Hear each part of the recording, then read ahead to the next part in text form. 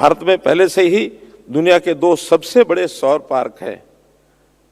सबसे पहला भादला 2245 मेगावाट, ये एक बड़ा प्रोजेक्ट जो दुनिया का सबसे बड़ा प्रोजेक्ट है।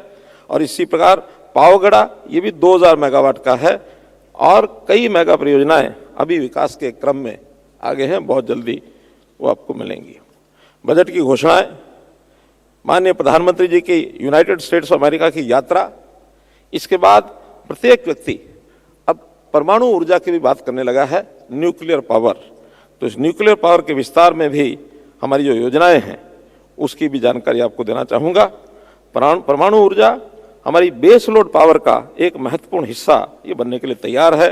वर्तमान हमारी न्यूक्लियर पावर की कैपेसिटी 8.2 गीगावाट है और हमारी महत्वाकांक्षा है कि 2047 तक हम इसको 100 गीगावाट तक ये पहुंचा सकें। इस प्रकार से हम न्यूक्लियर पावर में आगे बढ़ने के लिए तैयार हैं। इसके लिए स्मॉल मॉड्यूलर रिएक्टर्स, हाल ही में इसका जो प्रयास किया गया है, जिसके माध्यम से हमारी न्यूक्लियर पावर आगे बढ़ेगी, तो ये एक परिवर्तनकारी ये जो कदम है, इसके बारे में भी आपको जानकारी दे रहा हूँ। उनके स्केलेबल डिज़ाइन और कॉस्ट इफेक्टिवनेस और फ्लेक्सिबिलिटी, उन्हें ग्रिड और ऑफ ग्रिड प्रयोगों दोनों के लिए हमें एसएमआरस के लिए ये हम आदर्श मानते हैं। सरकार ने एसएमआरस में अनुसंधान और विकास के लिए इस बार बजट में 20,000 करोड़ रुपया ये आवंटित किया है।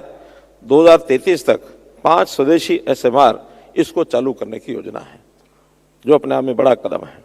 एक आधुनिक विद्युत क्षेत्र को उत्पादन से आगे बढ़कर विद्युत वितरण को भी सुचारू करना पड़ेगा। डिस्ट्रीब्यूशन ऑफ पावर, ये भी एक बहुत बड़ा चैलेंज है, क्योंकि पावर उपयोग करना, लेकिन देश के कोने कोने में, चाहे उद्योग हो, चाहे उसमें हमारी डोमेस्टिक सप्लाई हो, एग्रीकल्चर सप्लाई हो, तो वितरण जब तक ठीक उसका प्रभावी ढंग नहीं होगा तो भी हम अपने लक्ष्य को प्राप्त नहीं कर पाएंगे। ऐतिहासिक रूप से भारत के डिस्कॉम्स को वित्तीय चुनौतियों का सामना ये करना पड़ा।